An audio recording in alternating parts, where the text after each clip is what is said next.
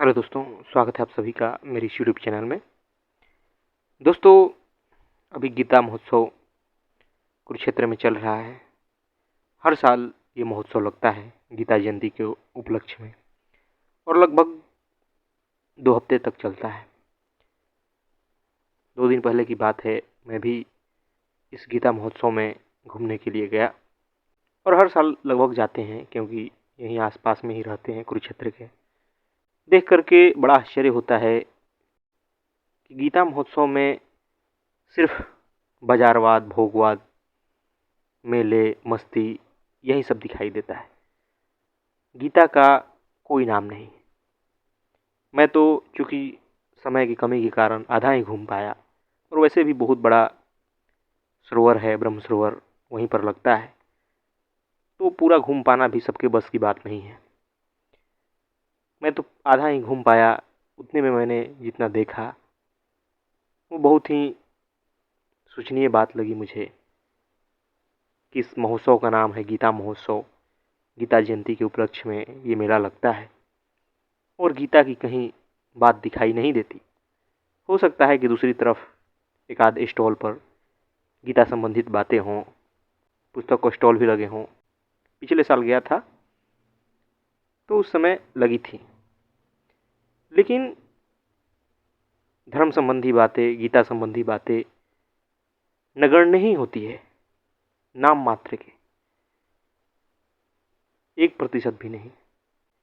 यह बड़ा ही विडंबना लगता है कि महोत्सव तो गीता के नाम पे लग रहा है। गीता जयंती के उपलक्ष्य में इतने भारी आयोजन किया जाता है और वहाँ दिखाई देता है तो चारों तरफ सिर्फ बाजार, कपड़े, गहने, खाने पीने के सामान, खिलौने और तरह तरह के स्टॉल लगी होती हैं। हजारों दुकानें हैं और सब में बस यही सब चल रहा है। और लोग भी वहाँ गीता के लिए थोड़े जा रहे हैं, वो सामान खरीद नहीं जा रहे हैं, मौज मस्ती ही करने जा रहे हैं, बड़े बड़े चरखियों पे घूमने ही जा रहे हैं। तो इसलिए बड़ा दुखद लगता है, बड़ा सोचनीय बात लगती है कि गीता महोत्सव के नाम पे, गीता के नाम पे ये सब हो रहा है, जो कि सनातन धर्म के ऊंचा ग्रंथ है। गीता कृष्ण के द्वारा अर्जुन को दिया गया संदेश है। उनके भीतरी अज्ञानता को दूर करने के लिए, उनके मन की उलझन को दूर करने के लिए दिया गया उपदेश है, जो हर मनुष्य के जीवन में उपयोगी है। लेकिन उसके नाम पे इस तरह सिर्फ मेला लगाना, मस्ती और बाजारवाद, ये कहीं से भी शोभनीय नहीं लगता है। लेकिन हर साल यही होता है। और गीता महोत्सव ही क्यों, सारे त्योहारों को देख लिया जाए, पर्वों को देख लिया जाए, तो सब में सब सिर्फ मेला, बाजारवाद, मौज मस्ती ही दिखाई देगी। सभी त्योहारों का यही हाल है। न त्योहारों का संदेश पता है, न उससे मनाने का उद्देश्य पता है। जो कुछ भी है सिर्फ भोग विलास, सिर्फ मौज मस्ती, कपड़े, गहने, बस इतना ही तक सीमित रह गया है हमारे त्यौहार। और इसीलिए धर्म की सबसे ज़्यादा हानि हुई है, क्योंकि न हमें धर्म से मतलब है, न धर्म ग्रंथों से। न हम उसे पढ़ना चाहते हैं, न समझना चाहते हैं, या जो समझा रहे हैं उन्हें भी हम सुनना नहीं चाहते। तो क्या होगा? यही हाल होगा। हम खुद ही अपने ग्रंथों का मजाक बनाएंगे, उसके नाम पे मेले, त्योहार, भंडारे यही सब आयोजित करेंगे। लेकिन असल में वो किस लिए है, उसका हमारे जीवन में क्या उपयोग है, हम इस बात को कभी समझ ही नहीं पाएंगे। और सरकारों को भी इसका कोई सरोकार नहीं है, इसलिए वो भी ऐसे ऐसे आयोजन करती है। जब आप ही अपने धर्मों का मजाक बनाएंगे, आप ही का अपने धर्मों से मतलब नहीं होगा, ग्रंथों से मतलब नहीं होगा, तो फिर दूसरे तो आपका मजाक बनाएंगे ही।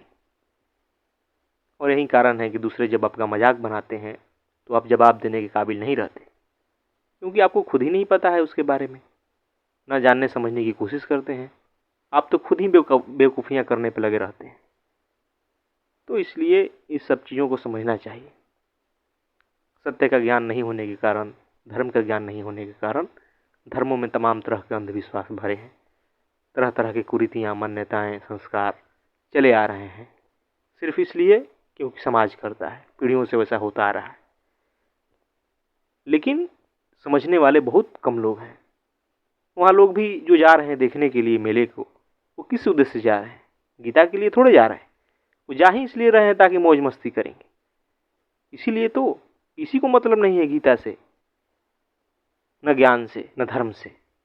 सबको बस ये मतलब है कि बड़ा भारी मेला लगा है, चलो घूम आते हैं, चलो मौज मस्ती कराते हैं। जब धर्म मौज मस्ती के लिए इस्तेमाल होने लगेगा, मेले के लिए इस्तेमाल होने लगेगा, तो फिर समझ सकते हैं उस धर्म का क्या हाल होगा। और यही हाल हुआ है समाज में। तो इस बात पे विचार करना चाहिए, हमें धर्म का सही इस्तेमाल सीखना चाहिए। जो उसका उद्देश्य है, जो धर्म सिखा रहा है, उस बात को समझना चाहिए।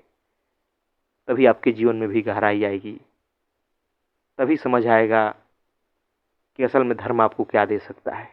नहीं तो तमाम तरह की कुरीतियाँ, अंधविश्वास ही आप ढोते रहेंगे और दूसरों का मजाक के पात्र बनेंगे। धन्यवाद दोस्तों।